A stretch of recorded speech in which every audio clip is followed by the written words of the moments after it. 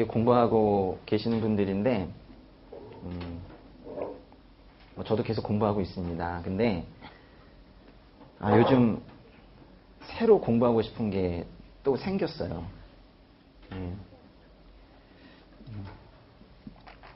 과학 부분이 있거든요. 과학. 제가 아주 관심이 많은 분야예요. 그래서 이제 특별히 회로 쪽에 관심이 많습니다. 그리고 이제 인문학. 제가 국사학을 전공했으니까 뭐 인문학 했죠. 그죠? 그리고 이제 신학.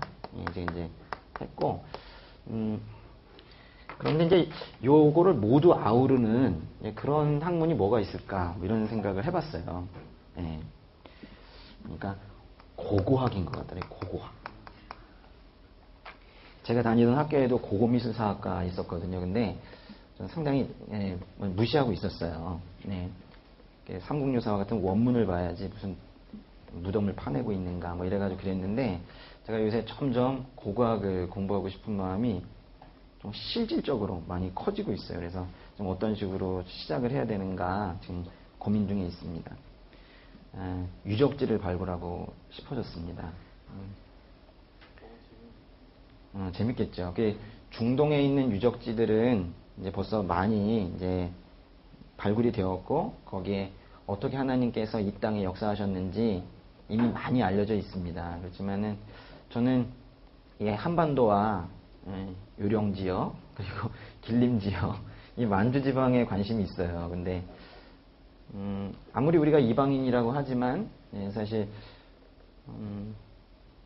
우리 민족에게도 분명히 하나님 있으셨을 테고, 하나님께서 안타까우시지만 계속해서 보고 계셨을 텐데, 어찌 그 유물과 유적에 하나님 계시다는 얘기를, 하나님 역사하신 흔적을 하나도 말하고 있지 않은가, 이 국사를 가르치면서 제가 답답해하는 부분이었었어요. 그래서 저라도 이 한반도 땅에서, 또 만주 땅에서 하나님의 흔적을 찾아내야 되겠다, 그런 생각을 했어요. 그래서 주님을 이렇게 더 알고 싶은 마음이 커진 거죠. 그리고 이제 더 많이 알아서 더 많이 알게 하고 싶은, 그래서 많이 가르쳐 드리고 싶은 그런 마음이 커진 겁니다. 만약에 이제 그렇다면 이제 저 같은 마음, 이렇게 많이 알고 싶은 마음, 하나님 알고 싶어요. 오늘 설교 제목이기도 한데요. 하나님 알고 싶어요. 이렇게 하면 하나님께서 하나님에 대한, 또 이 땅에 대한 이 모든 정보를 우리에게 알려주고 싶어 하실까요? 그러니까 말하자면 이제 질문을 하는 건데요. 하나님께서는 우리가 하나님과 이 세상에 대한 모든 정보를 알고 싶어 하실까? 반대말로 하면 일부만 알게 하고 싶어 하실까? O일까요? X일까요? X? 그래요? 다 모른다고 그냥 그렇게. 맞아요. 근데 실제로 그렇습니다. 모든 거를 다 알려주실 수는 없을 거예요. 그래서 신명기에 보시면 이런 말이 있어요. 비밀스러운 일들은 개역개정에서는 감추어진 일이라 그랬는데, 우리 하나님 여호와께 속해 있대요. 그러니까 뭔가 하나님께만 속해 있는, 알려져 있지 않은 일들이 분명히 있다는 겁니다. 그러나 이제 우리가 성경을 통해서, 말씀을 통해서 받은 우리에게 알려진 율법이라는 것도 있지만, 그 너머에는 알려지지 않은 것들이 분명히 있다는 거예요. 그런데 어떤 사람들은 자신들이 알고 싶어 하는 게 있어요. 그것을 하나님께서는 모두 알려주셔야 한다. 그래야 하나님 아닌가, 그래야 사랑의 하나님 아닌가, 이렇게 떼를 쓰는 사람들도 있습니다. 그렇지만 그렇지가 않습니다. 인간의 세상에서도 선한 아버지는, 제대로 된 아버지라면 자식에게 모든 것을 알려주지는 않습니다. 감추면 좋을 것이고, 오히려 드러내면 해가 될 것들, 이런 것들은 오히려 감추어 두는 것이 선한 아버지이겠죠. 반면교사라는 사자성어 있죠.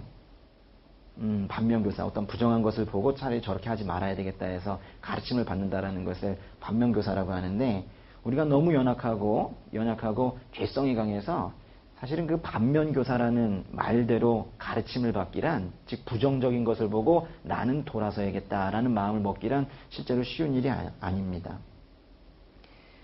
알아봤자 해가 될 것들, 차라리 모르면 나을 것들, 이런 것들은 하나님께서 우리로 하여금 눈을 가려서 차라리 모르게 하십니다.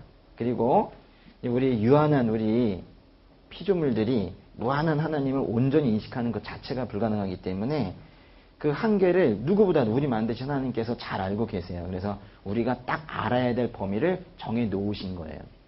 그래서 우리는 다 알아야 된다라는 어떤 강박을 가지고 있는 사람들이 많이 있지만 실제로 그렇지 않습니다. 우리는 몰라도 되는 게 참 많아요. 예, 성경에서 말하고 있지 않은 부분까지 더 알려고 노력하는 것은 그거는 아주 위험한 신앙이 되는 경우들이 그래서 있습니다.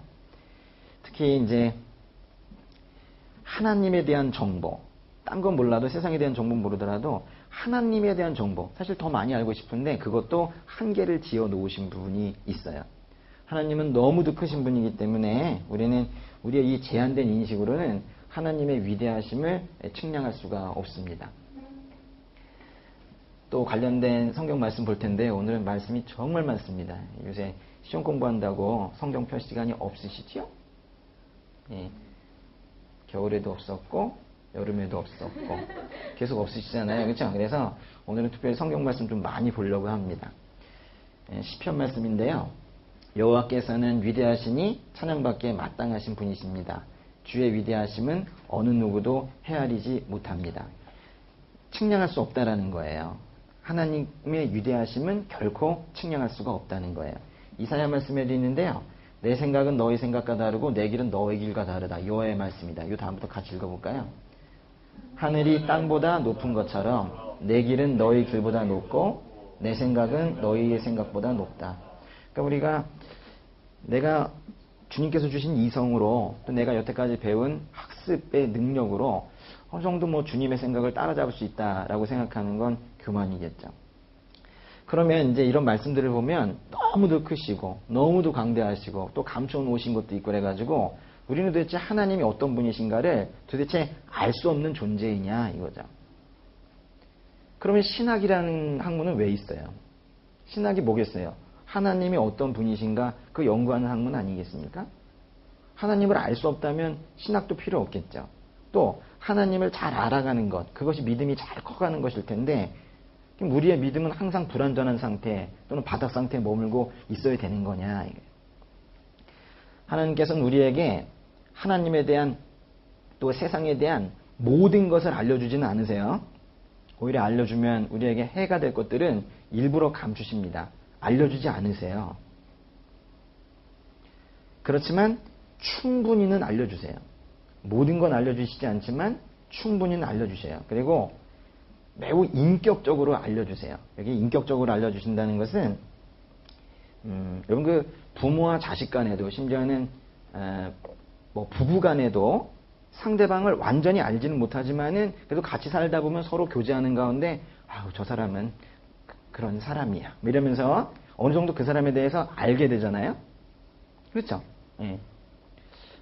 아마도 담비자매도 언니랑 같이 살다 보면 딴 사람보다 언니에 대해서 잘 알게 될 거예요. 그렇죠? 같은 지붕 아래 이렇게 있는 사람에 대해서 사귀다 보면, 교제하다 보면 인격적으로 잘 알게 되죠. 그래서 우리도 하나님과 사귐을 가지면서 교제를 하면서 다는 모르지만 그래도 충분한 정도로 하나님께서 이러신 분이구나, 이런 성품을 가진 분이구나라는 것을 인격적으로 이제 알게 된다라는 거예요. 그래서 하나님께서는 또 이제 우리가 하나님을 그렇게 충분히 이제 인격적으로 그렇게 알기를 원하시는 분이시기도 하세요. 모든 거를 알려주시진 않지만 충분히 인격적인 수준으로는 알게 하시는 분이라는 거예요. 사도행전에 이런 말씀이 있는데요. 하나님께서는 한 사람으로부터 모든 민족을 만들어 온 땅에 살게 하셨고 각 나라의 연대를 미리 정하시고 그들의 국경도 정해주셨다 그랬어요. 뭔 뜻이냐면요. 한 사람은 저 아담 얘기하는 건데요. 그 아담 한 사람으로부터 모든 인종이 나왔고 그 이후에 많은 민족과 국가로 분화가 되었지만은 그 모든 민족의 국가와 영토와 연대를 미리 정하셨다는 것은 그 모든 인류의 역사의 주관자가 바로 하나님이시라는 거예요. 말하자면 인류의 지난 역사를 이렇게 돌아보면 거기에 하나님께서 하신 일들이 너무나도 명백하게 보여진다라는 거예요. 사람들이 안 보려고 해서 그렇지 인간의 역사의 흐름에 하나님께서 일하신 그 주권의 역사가 나타난다라는 거예요. 계속 이런 말씀이 이어지는데요. 이렇게 하신 것은 사람들이 하나님을 찾기를 바라시기 때문입니다. 왜냐하면 인간의 역사에 하나님이 일하신 것을 보여주시는 것은 인간들이 하나님을 알기를 원하시기 때문이라는 거예요. 사람들이 하나님을 더듬어 찾기만 하면 만날 수 있대요. 좀 안타까운 표현이긴 한데 만나긴 만나는데 사람들이 하나님을 찾는 방법이 더듬어 눈이 가려져 있고 어둠 속에 있기 때문에 좀 답답한 노릇이긴 하지만 더듬 우리가 그렇게 인식이 많이 무뎌져 있다라는 거죠. 그래서 하나님 음성을 명확하게 듣지 못하잖아요. 그렇죠? 에덴 동산에서 아담과 하나님께서 이렇게 대화했던 수준으로 명확한 음성으로 지금 대화를 못하고 있잖아요. 그렇죠? 그래서 이게 하나님 뜻인가? 하지만 또 실수하고 지금 그러고 있잖아요. 그렇지만 그래도 포기하지 말고 좌절하지 말고 끝까지 더듬어서라도 하나님을 찾기를 바라신다는 거예요. 그러면 분명히 만나 주신다는 거죠. 사실 하나님께서는 우리 각 사람과 그리 멀리 떨어져 계시지는 않다고 그랬습니다. 우리의 촉수, 우리가 곤충은 아니지만 촉수에는 이제 한계가 있어가지고 어둠 속에서 이제 무엇인가를 찾듯이 더듬어 찾는 것이 답답한 노릇이긴 하지만은 우리가 우리 한계를 빨리 인정을 하고 제가 느리긴 합니다, 주님. 그렇지만 제가 주님을 어떻게든 찾아보려고 주님을 더 알아보려고 노력하겠습니다. 저에게 주어진 자원, 즉 시간과 이 건강이 크지 않은 걸 제가 알고 있습니다. 그렇지만 저에게 주어진 자원을 모두 활용해서 제가 주님 알아가는데 최선을 다하겠습니다. 이렇게 고백을 해야 된다라는 거예요. 그러면 만나 주신다는 겁니다. 바울은 저 지중일쪽에 있는 그 빌립보 교인들에게 보내는 편지에서 이렇게 말을 합니다. 그러나 내게 유익하던 것들을 나는 그리스도 때문에 다 해로운 것으로 여깁니다. 내가 참으로 모든 것을 해로 여기는 것은 그러니까 세상의 모든 지식들이 알고 보니까 다 나에게 해가 되었다라는 거예요. 근데 맨 끝에 내 주 그리스도 예수를 아는 지식이 가장 고상하기 때문이다. 이전에는 이 예수님을 아는 지식, 하나님을 알아가는 하나님에 대한 정보 이런 것들이 얼마나 고상한 건지 몰랐기 때문에 바울이 그렇게 다른 사람들을 핍박을 했거든요. 근데 그거를 알고 나니까 오히려 다른 것들이 그렇게 쓰레기처럼 그렇게 느껴졌다라는 거예요. 그래서 그 해롭다라고 여기서 지금 표현을 한 겁니다. 그리고 이제 심지어는 바울의 경우에는 예수님처럼 부활을 하고 싶다라는 말을 그 뒤에 이제 고백을 하고 있는데 사람이 부활을 하나요? 고린도전서에도 있고 요한계시록에도 나오고 하지만은 사람들이 결국 예수님께서 다시 오시는 그날에 부활을 한다라고 성경에는 기록이 되어 있습니다. 그런데 아직 예수님 말고는 예수님이 부활의 첫 열매가 되셨고 예수님 말고는 부활한 사람이 없죠. 근데 사도 바울은 자신도 그렇게 부활을 하고 싶다라는 거예요. 근데 그 부활까지 경험하고 싶은 그 이유가 뭐냐 그랬더니 빌립보서 3장 10절 11절에 이렇게 표현을 하는 거예요. 나는 그리스도와 그분의 부활의 능력을 알고 그분의 죽으심을 본받아 그분의 고난에 동참하는 것이 무엇인지 알기 위해서 어떻게 해서든지 죽은 사람들 가운데서 살아나서 부활에 이루고자 합니다. 그랬어요.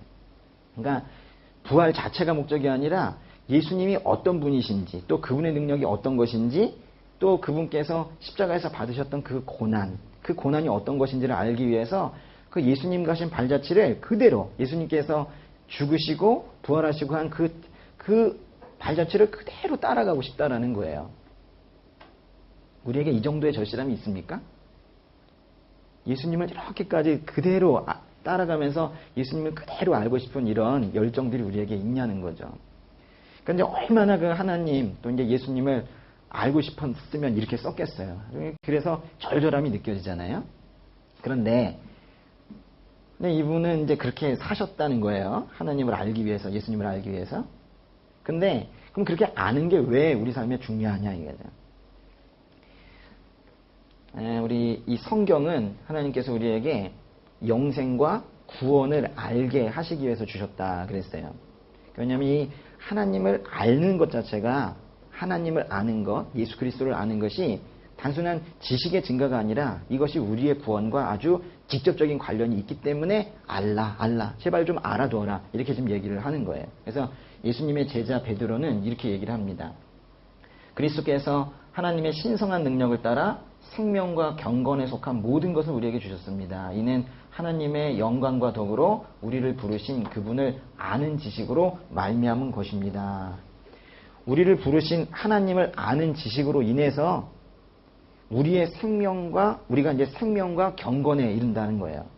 쉬운 말로 하면 하나님을 알아야 그분의 마음과 또는 그분의 이 땅을 위한 구원 계획과 그런 것들을 알아야 영원한 생명을 얻을 수 있고 이 땅에서의 경건한 삶도 우리가 이룰 수 있다는 거예요.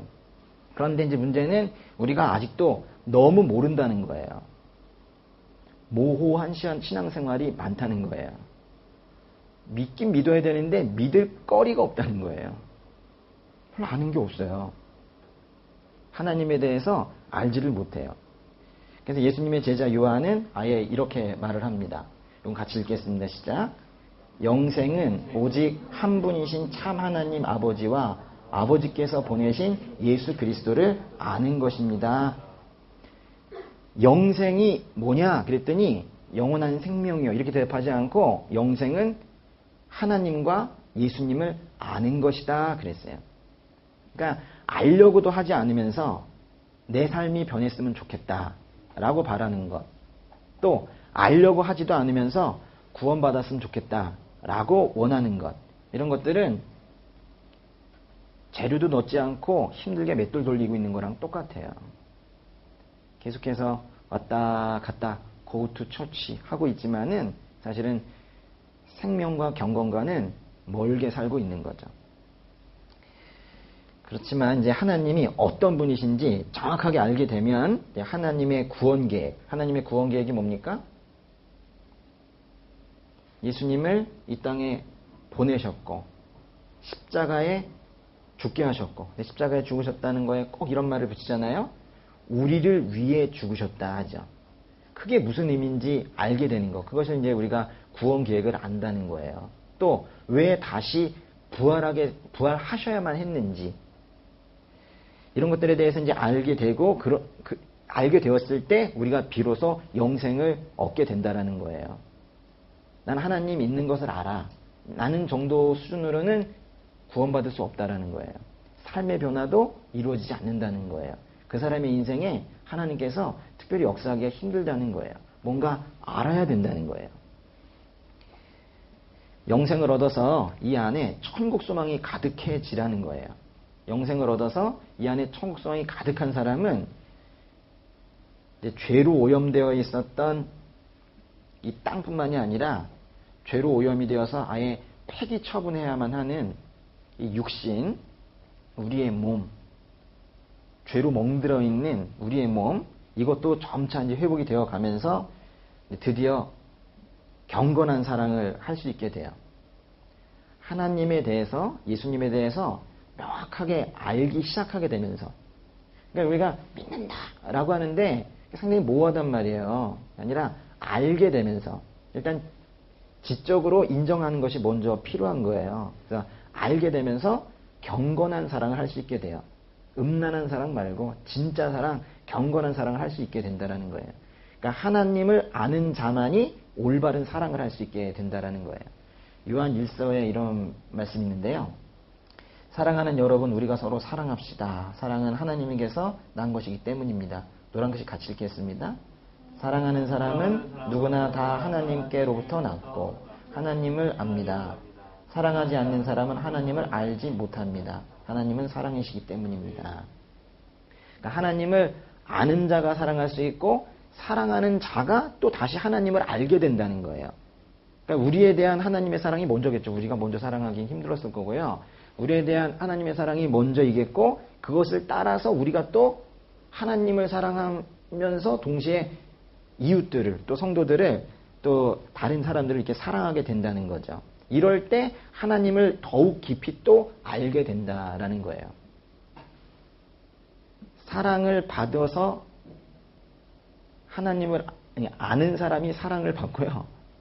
사랑을 받는 사람은 더욱더 알게 된다라는 거예요. 이게 선순환 작용이 이루어진다는 거죠. 하나님을 모르는 사람들이 그렇게 말을 하죠. 하나님이 어디 있느냐? 하나님 어디 계세요? 제가 예전에 얘기했었죠. 저는 여기 30cm 앞에 계신다고 생각했었다고. 참 바보 같은 생각이에요. 전 여기 제 눈앞에 30cm 앞에 계속 이렇게 다니시는 줄 알았어요.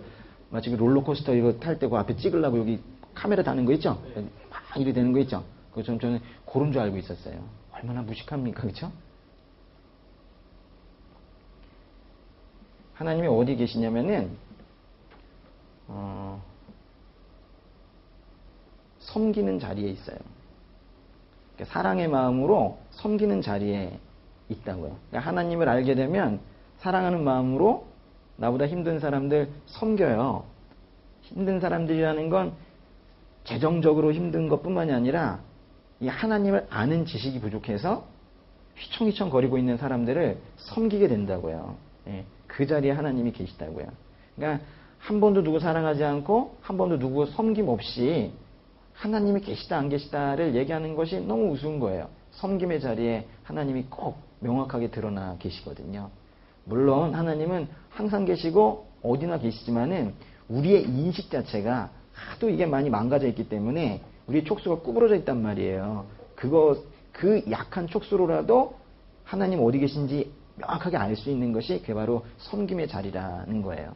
하나님 만나고 싶으시면은 빨리 섬기시면 돼요. 예. 여러분이 하나님을 잘 아시나요? 그러니까 나는 아직도 하나님 잘 모르겠다라고 말씀하시는 분들이 오히려 더 많을 거예요. 근데 또 한번 궁금해 봐야 돼요. 그러면 왜 사람들은 하나님을 잘 모르고 있는가? 사실 우리는 하나님만 모르는 게 아니라 많이 몰라요. 그렇죠? 그렇죠. 영어도 잘 모르고 국사도 잘 모르고 생각해보면 별로 아는 게 없어요. 여러분 얘기하는 게 아니라 우리 인류 전체가 그래요. 정복 못하는 병들이 얼마나 많아요. 3000년 전만 하더라도 그 역사를 몰라요. 지난 거는. 몰라요. 조금 더 멀어도 저 우주 밖에 뭐 있는지 모르잖아요. 그렇죠? 진짜 몰라요. 뭐 아는 게 별로 없어요. 근데 하나님에 대해서는 더욱더 몰라요. 근데 왜 모르느냐? 안타깝게도 이제 그들의 죄성 때문에 특별히 더 모르게 돼요. 그들. 저와 여러분 포함하는 겁니다. 그들이 다 죄인이기 때문인데요. 사도 바울은 로마 교인들에게 이제 보내는 편지 로마서에서 우리에게 이렇게 그래서 가르쳐 줍니다. 이게 오늘 말씀인데요.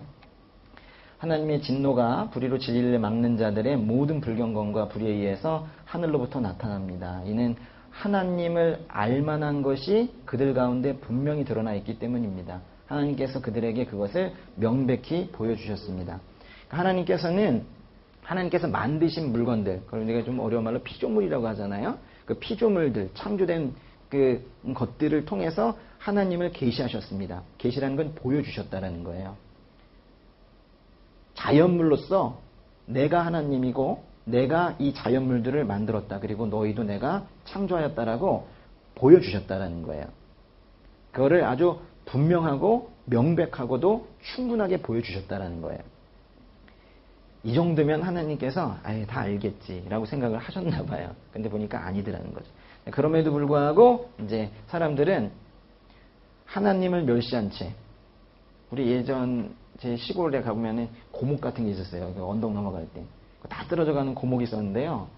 거기다 대고 이제 사람들이 뭘 걸고 절을 하고 떡을 갖다 놓고 막 그랬어요. 그리고 심지어 어떤 돌덩이에다가 뭐 글씨 써놓고 제사 지내기도 하고 그러는 모습도 저는 많이 봤습니다. 또는 그 나무나 돌을 가져다가 인간의 형상으로 깎거나 또는 짐승의 형상으로 깎아놓고 거기다 절하고, 요즘엔 또 어떤 식으로 하냐면 절을 또 어디다 하냐면요, 샤워하고 거울 보면서요 자기한테 예배하고 있죠. 응? 요즘 가장 심각한 우상 숭배는 아마도 자신을 숭배하는 걸 거예요. 그렇죠? 자기를 보면서 숭배하는 것. 또는 어떤 분들을 또 숭배를 하냐면 지갑 속에 있는 퇴계 이황 선생을, 또는 율곡 이 선생이나 세종대왕이나 신사임당을 그렇게 또 숭배를 하죠. 또 이런 것들을 다 이제 우상숭배라고 하는데, 우상숭배를 하는 그 불경건과 불의는 하나님의 진노, 하나님의 진노는 성경에서는 의롭다고 말을 하세요. 네, 하나님의 의로운 진노로 반드시 심판을 하시겠다라는 그런 말씀이에요. 그 다음 절 보시면 세상이 창조된 이후로 하나님의 보이지 않는 것들, 곧 그분의 영원하신 능력과 신성이 그분이 만드신 만물을 통해 명백히 보여 알게 됐으므로 그들은 뭐 할 수 없대요? 변명할 수 없대요. 이렇게까지 충분히 자연물을 통해서 알려줬는데 너희 하나님 없다고 그러냐? 하나님이 누군지 모른다고 하느냐? 변명할 수 없다 이거예요. 그들은 하나님을 알면서도 하나님을 영화롭게 하지도 않고 감사하지도 않았대요. 오히려 그들의 생각이 허망해졌고 그들의 어리석은 마음은 어두워졌답니다. 그래서 그들은 스스로 지혜롭다고 하지만 오히려 미련하게 되어서 썩지 않는 하나님의 영광을 썩어질 사람이나 새나 짐승이나 기어다니는 동물의 우상으로 바꾸어서 거기다 지금 절하고 있다는 거예요. 하나님께서는 이 천지를 창조하시고 또 이 창조하시고 만들어진 게 바로 자연이죠. 이 자연 세계를 통해서 하나님을 알려주셨고 또 인류의 그 오랜 역사를 주관하셔서 그 역사만 잘 연구를 해도 하나님이 어떤 분이신지 알게끔 하셨다라는 거예요. 그래서 하나님 계시지 않는다 또는 하나님이 어떤 분인지 모르겠다라는 식의 변명은 통하지 않는다라는 거예요. 그렇게 이제 하나님께서는 분명히 알려주셨다고 했는데도 이제 사람들은 하나님을 영화롭게 하지도 않고, 그러니까 영화롭게 하지 않는다는 건 하나님 나라의 확장에는 관심도 없고, 태어나서 한 번도 복음 전한 적 없고, 또 형식적인 예배에 빠져 있고, 또는 감사하지도 않고 그렇다는 거예요. 그래서 이들을 모두 어리석고 미련하다라고 하는 겁니다. 사람들이 어리석고 미련하다고 이 말씀에서 표현되는 이유는 그들의 지적 수준이 절대적으로 낮기 때문은 아니에요. 사실 생각해 보면은 사람들이 머리가 상당히 좋지요. 하나님을 아는 지식은 좀 부족해도 문화를 발달시켜 나가는 속도를 보게 되면 사람의 이성과 논리가 결코 낮은 수준이 아닙니다. 근데도 이제 성경에서 사람들을 어리석고 미련하다고 표현하는 이유는 뭐가 어리석고 미련한 거예요? 이 천지를 만드신 하나님을 그 만들어진 그 물건들 밑에 놓는 거죠. 나를 만드신 분이 하나님인데 하나님을 나보다 아래에 두는 거죠. 기도한다고는 하는데 사실은 하나님을 이용하는 신앙들이 있다라는 거죠. 여기서 이제 우리가 무엇을 알 수가 있냐면은 아주 중요한 건데요. 자연물을 보면 충분히 하나님을 알 수가 있도록 해놓으셨지만 사실 자연물은 이런 이제 일반적인 계시, 누구에게나 예수님을 알건 모르건 누구나 볼 수 있는 이런 일반적인 계시로는 구원에 이르기가 그래서 결국 어려워 보인다는 거예요. 우리 여기까지 보면서 어떤 생각을 해야 되냐면 하나님 아는 게 일반적인 사람들 쉽지가 않구나. 그렇다면 뭔가 자연물 가지고는 안 되니까 어떤 특별한 계시가 우리에게 주어져서 구원의 방법을 새로이 제시해 주셔야 되는 거구나 라는 느낌을 우리가 이제 가질 수 있어야 되는 거예요. 그래서 이제 하나님께서 자연물만 가지고는 안 되겠어서 자신을 특별하게 계시하기 위해서 만들어 주신 것이 이 성경 말씀이고 이 말씀이 요한복음에 보면 그 말씀이 육신이 되어서 이 땅에 오신 분이 예수님입니다 라는 거예요. 그러니까 말하자면 자연물만 가지고는 구원을 얻기는 힘들다는 거예요. 오직 성경과 예수님을 통해서 그들 성경과 예수님을 아는 지식으로 이제 구원에 이를 수 있다라는 거예요. 하나님을 알만한 증거가 명백한데도 하나님을 모른다 하고 피조물을 하나님 위에 두면서 이렇게 우상숭배하면 하는 이렇게 우상숭배에 빠진 자들은 어떻게 되느냐? 24절에 답이 있는데요. 한번 읽어볼까요?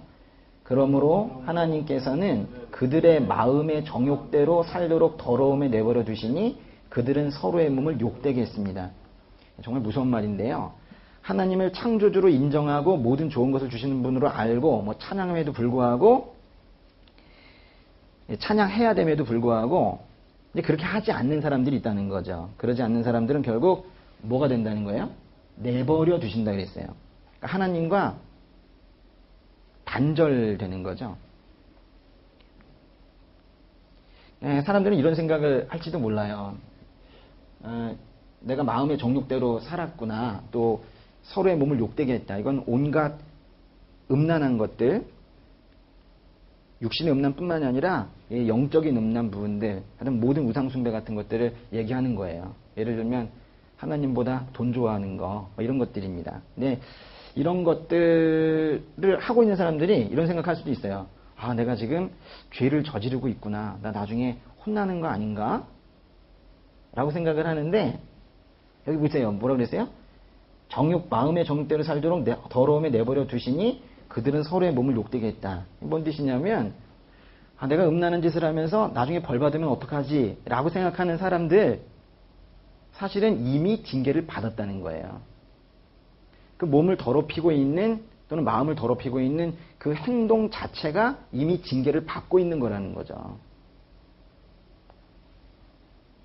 그러니까 그런 음란함에까지 가지 못하도록 막아주시는 게 그게 은혜인데, 거기까지 갔으면 그것 때문에 벌을 받는 것을 걱정할 것이 아니라 그건 무조건 분명히 그거는 나중에 최종적인 심판에 이르게 됩니다. 그렇지만 이미 그 상태 자체가 하나님으로부터 징계를 받고 있는 거라는 거예요.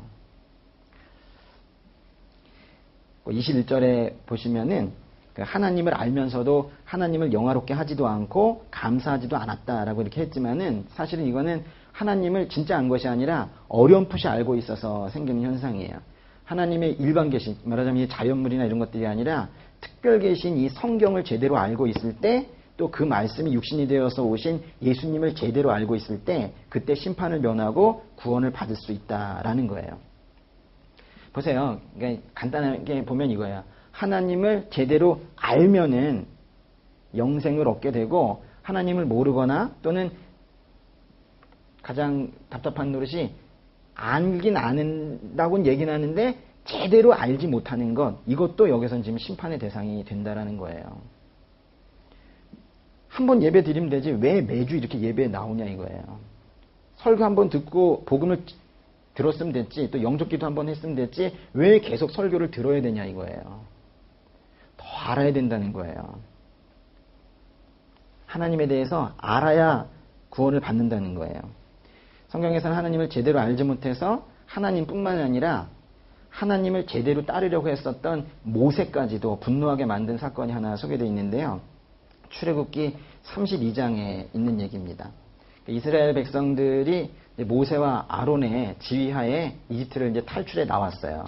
모세가 하나님으로부터 이제 율법, 계명을 받기 위해서 산에 이렇게 올라갔거든요. 이제 모세 혼자 갔어요. 그리고 아론과 그 백성들은 산 아래에 있었습니다. 그래서 이제 그 백성들이 조급해진 마음에 아론에게 이렇게 말을 합니다. 우리를 앞서서 갈 신을, 우리를 이끌어줄 신을 만들어 주십시오. 그랬더니 이제 아론이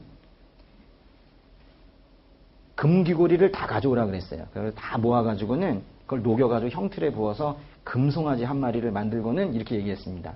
이스라엘아, 이것은 너희를 이집트에서 이끌어낸 너의 신이다 라고 이렇게 말을 했어요. 그리고 그 금송아지를 하나님으로 여기고 금송아지에게 제사를 지냈습니다. 그때 이제 산 위에서 하나님은 다 알고 계시니까 모세에게 이렇게 말을 했습니다. 빨리 내려가 봐라. 야, 너희 백성이 타락을 했다. 금송아지에게 하나님이라고 얘기하면서 지금 절을 하고 있다. 내가 보니까 너희 백성들은 참 목이 고든 백성이다. 교만하구나. 이렇게 얘기를 했어요. 그래가지고 모세가 이제 화가 났겠죠. 이놈들이 또 뭔 짓을 하나 이래가지고 산에서 내려와 보니까 정말로 어처구니 없게 금송아지에게 절을 하고 있는 거예요. 너무 화가 나가지고 모세가 하나님께서 주신 그 십계명 적힌 돌판을 집어 던져서 산산조각 내버렸어요. 그리고 그 금송아지는 들어다가 불에 넣어가지고 태워버렸습니다. 이게 이제 참으로 두려운 이야기인 이유는 뭐냐면, 아론이 그 백성들이 신을 만들어 달라라고 했더니 금송아지를 만들어 놓고 백성들에게 금송아지를 만들어 놓고는 송아지 신을 믿어라 이렇게 말을 하지 않았다는 거예요. 그게 아니라 금송아지를 놔놓고는 이것이 너희를 이집트에서 이끌어낸 너의 신이다 라고 말했다는 거예요. 말하자면 금송아지를 놓고 하나님을 믿지 말라라고 얘기한 것이 아니라 이게 하나님이다 라고 얘기를 했다는 거예요. 근데 이제 제가 이 부분을 묵상을 하면서 저도 두려운 거예요. 우리가 그러고 있으면 어떡하나.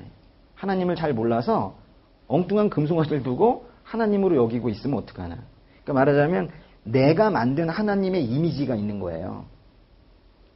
잘 모르면서 내가 하나님은 이런 분이실 거라는 내가 만든 하나님의 이미지를 가지고 그렇게 믿고 있으면 어떡하냐는 거죠. 그러니까 평생 이 하나님이다 이렇게 이제 생각하고 이제 그분께 이제 기도도 했다고 생각하고 이러면서 살았는데 그분이 진짜 하나님이 아니라 죽을 때쯤 안 거죠. 다른 분이었구나. 응? 금송아지였구나. 이렇게 나중에 깨닫게 되면 어떡하냐 이거예요. 그래서 제가 두려운 거예요. 제가 여기서 서가지고 금송아지나 뭐 금돼지 이런 것들을 이렇게 설교한답시고 이렇게 포장을 해가지고는 이제 이거를 이제 하나님은 이렇게 빛나는 분이다. 이러면서 귀가 2개가 있고 뭐 이러면서 이렇게 가르치고 있을까봐 제가 두려운 거예요. 이번 한 주 동안 힘들었던 얘기는 그것 때문에 그랬어요. 그러니까 제가 자신이 별로 없었어요. 여러분을 가르치는 것뿐만이 아니라 제대로 제가 믿고 있는지에 대해서. 그러니까 매주 사실은 이 자리에 섰을 때 저는 완전하게 주님께서 주시는 말씀으로만, 주님께서 주시는 그 마음으로만 전 전하고 있다라고 저는 생각하고 있어요. 그리고 매주 그렇게 하고 있어요. 저는 그럴 수밖에 없는 게 모르기 때문에. 잘 몰라요. 그러니까 매주 그렇게 알려주시지 않으면 한마디도 제가 할 수가 없어요. 그래서 이제 그렇게 전하면서 저 스스로는 담대한 부분이 있어요. 왜냐하면 주님께서 말씀하라고 하신 부분이다라는 그런 확신이 있기 때문에. 그래서 예배가 끝나고 나면 참 주님께서 주시는 그 풍성함이 있어요. 제 마음에 들어오는. 근데 그 다음날 월요일이 되잖아요? 그럼 다시 또 이제 두려움이 저한테 몰려오는 거예요. 내 생각이 설교에 들어가서 설교 중에 내가 잘못 가르쳐가지고 영적인 의료사고가 나면 어떡하나. 그래가지고 겨우 고아처럼 다니다가 그래도 이 교회를 알게 되어서 여기 와가지고 겨우 심장이 팔딱팔딱 다시 뛰기 시작했는데 내가 그 심장을 다시 먹게 하면 어떡하나. 이런 이제 두려움을 제가 날마다 느끼고 살아요. 제가 왜 이렇게 두려워졌게요? 이 두려움을 증폭시킨 게 뭐냐면 제가 이 두려움이란 표현까지 쓰는 그 이유가 정말 두렵기 때문인데 이 두려움을 증폭시킨 게 뭐냐면 설교들이었었어요. 저는 설교를 진짜 많이 듣거든요. 추석 때는 하루에 4개를 들었으니까. 저도 계속 공급받고 싶거든요. 그리고 저도 계속 알아가고 싶고 저는 알고 싶은 그 마음이 너무 커요. 심지어 제가 고고학까지 하겠다고 하겠습니까? 그래서 근데 그 하나님 알고 싶은 마음이 너무 크니까 그냥 다 들어요. 어떻게든. 그래도 이상한 거는 듣지 않으려고 계속 이제 곤란해내면서 그러면서 이제 계속 들어요. 근데 그걸 들으면서 제가 참담한 거예요. 설교들. 유명하다고 하는 설교들도 있고 어떤 거 제가 막 찾아가서 듣기도 하고 하는데 거기에 영적인 의료사고가 나는 설교들이 많이 있다라는 걸 제가 이제 저희 믿음이 점점 커지고 제가 이제 성경에 대한 지식이 높아지고 하나님을 좀 더 알게 되면서 기준이 생긴 거죠. 하나님의 기준이 생기면서 보니까 영적인 의료사고가 나는 설교들이 많이 있더라 이거예요. 그래서 제가 예전에 설교를 많이 들으세요라고 얘기했는데 그 말도 이제 함부로 못하겠어요. 차라리 가만히 있는 게 낫겠다 이런 생각이 들 정도로 그 정도로 잘못된 정보가 잘못된 지식이 범람하는 이런 세상이라는 거예요. 설교도 그러니 그 밖에 있는 교회 밖에 있는 정보들이야 얼마나 더 참담하겠습니까? 그래서 제가 여기 이렇게 교회를 같이 하면서 기도하고 하는 이 가운데 나누는 이 하나님의 이야기들이 정말로 하나님이 원하시는 것인지에 대해서 제가 하나님께 확증을 구하고 싶었었어요. 그리고 또 그건 저의 개인적인 부분과도 있는데요. 주님 저와 함께 하시는 거 맞죠? 제가 주님의 종 맞죠? 제가 마귀의 종이 아니라 제가 주님의 종 진짜 맞죠? 저희 교회와 함께 하시는 거 맞죠? 주님께서 세우셨고 주님께서 이 교회 이끌어 가시는 거 맞죠? 이러면서 제가 이제 오늘 아침에 아주 아침 일찍 집에서 나왔어요. 6시에. 요즘 6시는 정말 깜깜해요. 아침에 그래서 차를 끌고 이렇게 나왔어요. 되게 어두웠었어요. 날씨는 좀 제법 괜찮아 보이긴 했는데 어두운 길을 이렇게 이제 운전하면서 달리는데 이제 문득 그 사사기에 기드온이라는 사사가 있어요. 기드온이 사사로 임명이 될 때 분명히 하나님께서 너와 함께 하겠다라는 이제 말씀을 듣고 이제 이스라엘을 구원해낼 거기에 이제 지도자가 된 건데요. 그 이후에 이제 기드온도 뭐 저랑 비슷한가 봐요. 계속 이제 의심병이 생겨가지고 계속해서 의심하고 두려워하고 있는 거예요. 하나님께서 계속 도와주시는데도 불구하고 하루는 이러는 거예요.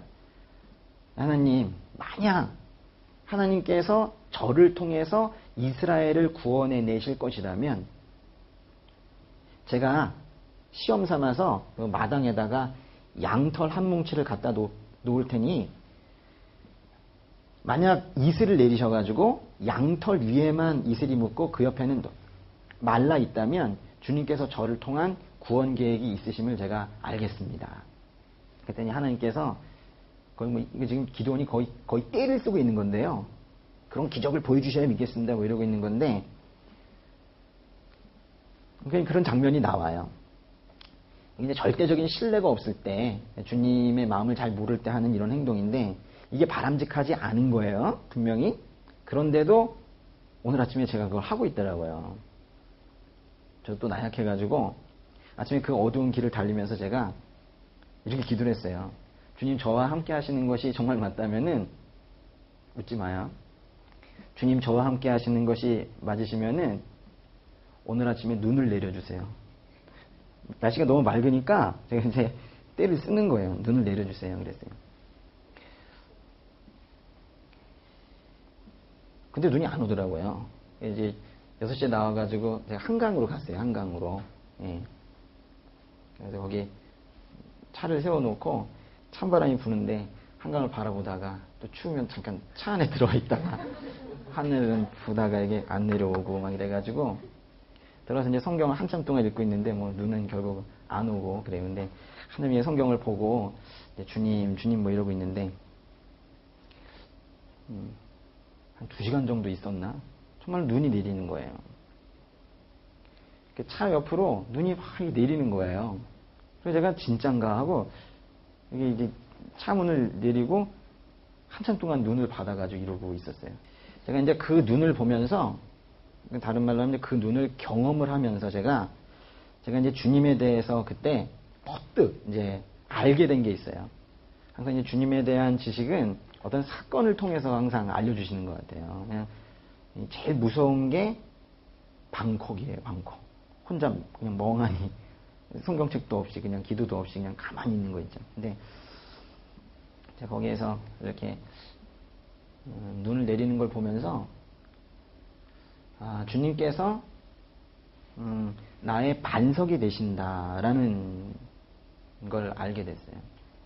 반석이라는 얘기는 이전에 많이 들었습니다. 저희 학교 다닐 때 그 교회 다니는 친구의 이름도 반석이었고요. 뭐 이래가지고 그때부터 알고는 있었는데 오늘 아침에 그 눈을 보면서 저에게 이게 반석이라는 단어가 새롭게 다가왔어요. 반석이라는 표현은요, 큰 바위, 넓고 평평한 돌, 뭐 이런 뜻이에요. 어떤 것의 토대와 기초가 된다라는 의미인데요. 울퉁불퉁한 세상의 정보나 세상에 대한 지식, 이런 것들은 제 삶의 반석이 되지 못한다는 거예요. 제 삶의 토대가 절대로 되지 못한다는 거죠. 아래 이렇게 하나님께서 제 삶의 토대가 되셨을 때 제가 단단하게 딛고 일어설 수가 있다라는 것을 생각을 했어요. 그게 그 정도가 뭐냐 뭐 이렇게 얘기할 수도 있겠는데 저에게는 얼마나 큰 은혜가 되었었냐면 제가 하나님을 계속 이러고만 있었거든요. 주님 이러면서 위에 계신 분. 그래서 공간적으로 상당히 제가 이제 바라보고 있는 이런 분이었는데 전 제가 주님을 제 아래에 있는 어떤 분으로 공간적으로 아래에 있는 분이라는 생각을 차마 못했었어요. 그래서 반석이라는 단어가 성경에서 보여도 그걸 그냥 넘겼던 것 같아요. 근데 주님께서는 제 밑에서도 저를 받쳐주고 계신다라는 오늘 그 깨달음이 아주 깊이 오면서 다소 추상적인 깨달음일 수도 있어요. 그럼 여러분이 이 얘기를 들으면서 그럼 삶에서 어떻게 적용하라는 얘기입니까? 라고 얘기하면 전 얘기할 건 없어요. 그런데 시간적으로 나의 과거와 현재에서의 위기에서 나를 구원해 주시는 분이고 나의 앞에 미래도 분명히 보호해 주실 분이기도 한데 시간적으로도 앞뒤로 나를 계속 보호해 주시는 분인데 이 공간적으로도 위에서도 아래에서도 또 양 사방에서도 나를 그렇게 지극한 사랑의 눈으로 보시면서 보호해 주시는 분이라는 것을 총체적인 나의 삶이 주님의 보호 안에 있다는 걸 제가 오늘 그 눈을 보면서 깊이 깨닫게 됐어요. 제가 좋았겠죠.